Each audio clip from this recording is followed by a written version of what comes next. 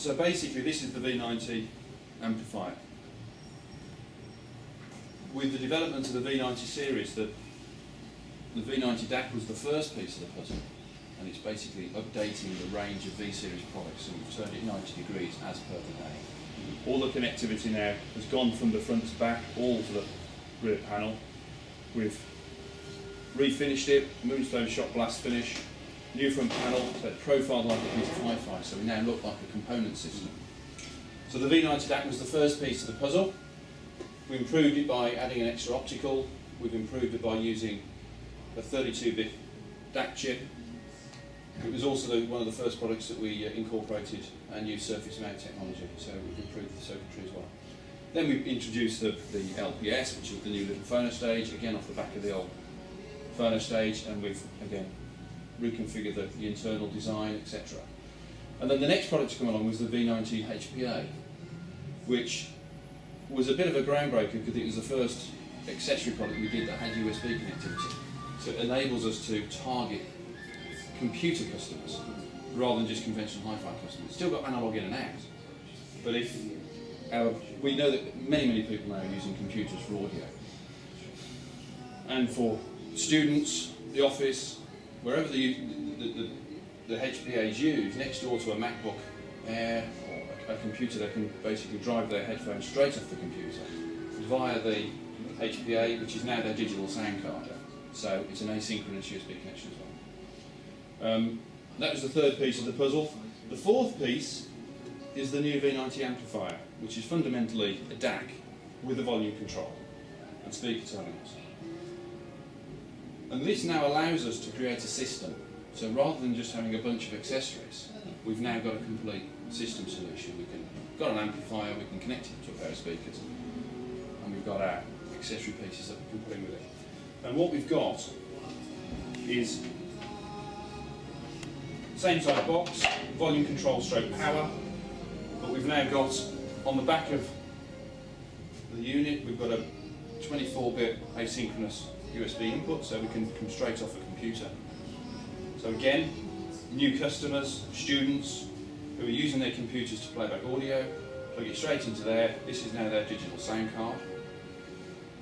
We've got an analog stroke digital input, so I can either feed an optical signal into there or an analog signal into there. Speaker terminals, standard power.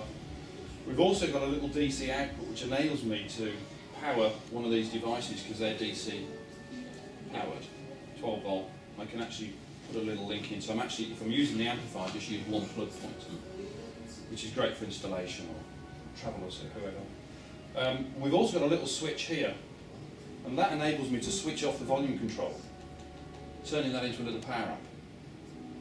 Now the advantage with that is if I'm using it in, let's say, if I'm using it with iTunes and I'm using my computer to play music through here, and I can control my music library from my iPhone, that's my volume control. So I'm just using that as a power amp. But also if I'm using it with a third-party product like a Sonos box, we don't want to have another volume control in the system, we can just use it as a power amp, so we take the digital output or Apple Airport Express. Again, that's my remote control, that's my little room amplifier. Okay? So there's many applications we've got for this. That was the fourth part of the puzzle. The fifth part, which is the final piece of the jigsaw, is our new V-90 Blue, which is our Bluetooth adapter. And we recognise that Bluetooth as a technology is widely used and appreciated by an awful lot of people as a simple way of sending information. And obviously we want the audio information, so what we're doing is we're receiving the Bluetooth signal from our device, and of course the advantage with Bluetooth, it's a completely open architecture technology. It doesn't matter whether it's an iPhone, whether it's an iPad, a computer, a Galaxy, whatever the platform of the product or whatever the device, it's all Bluetooth. And everybody's using Bluetooth for mobile headsets in the car and transferring pictures, but it's a great way of transferring audio. So what we can do is I can send my audio via Bluetooth to my adapter, and on the back we've got a whole wealth of connections. I can come out analog into my hi-fi amplifier, so an M6 amplifier, an M3 amplifier, turn that system into a full Bluetooth system. If I've run out of inputs on my amplifier, and I want to use this, we can actually use this as a pass-through. So I can connect it, so disconnect the CD player, for example, analog, put the CD player into there, and then we have another connection from there to my amplifier, my M3. When the Bluetooth is received, that takes over the input. When the Bluetooth stream finishes, the relay kicks in, and the analog data stream then passes through. And it is purely a pass-through, it doesn't do anything to it. But we've got exactly the same with coax and optical as well. This gives us a very, very flexible product that not only can be used for our new young student market, businessman who's listening to his Bluetooth in the car, in his office system or bedroom system. It now means that I can drop this Bluetooth adapter into any system, whether it's an active, passive, analog or digital system. I can drop this into a system. So it's not brand or system dependent, it's very open as to where it can go. And not losing input. And not losing input. So it's actually an input expander as well. So it allows me to, if I've got limited inputs, as I said, we can just go through this and I'm not using up any inputs on our existing audio system. Another option of using this, or way of using this, is because I've got a digital output, there's a little DAC in here because it's turning the digital data stream, or the Bluetooth data stream, into an analog or digital signal. What it won't do, it doesn't turn that digital into that analog. It's not a full-blown DAC. But if I'm using it with, let's say, an M6 CD player, which has got digital inputs, I could take the digital output from here and plug it straight into an M6 CD player and use the DAC in the CD player, the upsampling DAC in there, and that gives us much, much better results and much improved performance. And we've had examples over the last few weeks where we've demonstrated it this way, and the results have been exceptional. So much so that people have actually known that we've been running Bluetooth, they've been just listening to the audio and listening to music.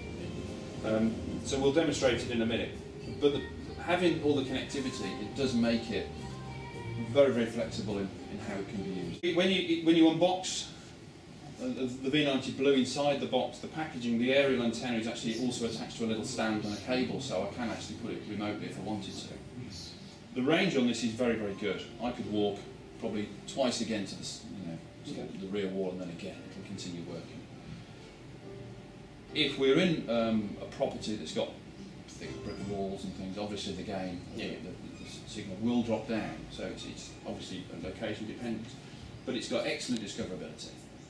Once it's stored on our device, it just comes up in my list, and when I come into my room, press Musical Fidelity Blue, and providing it's switched on, it'll find it. When you press play on your device, the Bluetooth will activate and it'll work. Cool. So it's a nice simple solution for people. Did you say? Yes. Right. What I'm going to do, we've got a little switch on the front because we've been using this with a number of different devices. I'm going to just reset it, so I can actually reset the list of Bluetooth devices. So I'm going to switch my Bluetooth off and go back into it again and just reconnect it. Because what you do, it can remember so many number of Bluetooth devices. Let's just see. Well, let's try it again.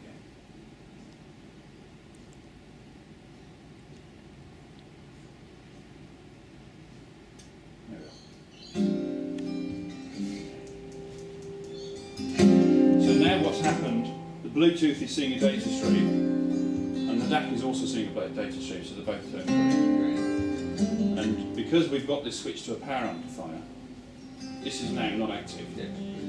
I'm using my remote control. So that's my remote now.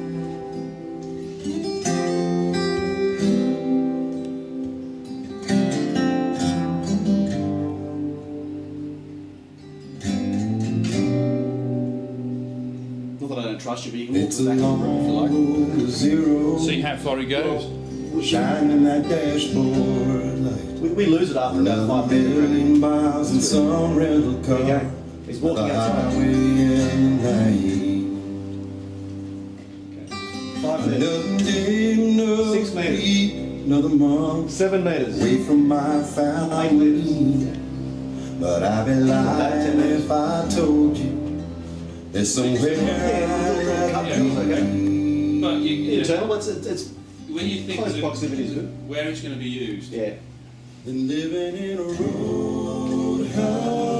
and of course the other beauty of Bluetooth, it's not just my iPod library, it could be Spotify, it could be internet radio, it could be YouTube videos. I watch a lot of YouTube videos on an iPad.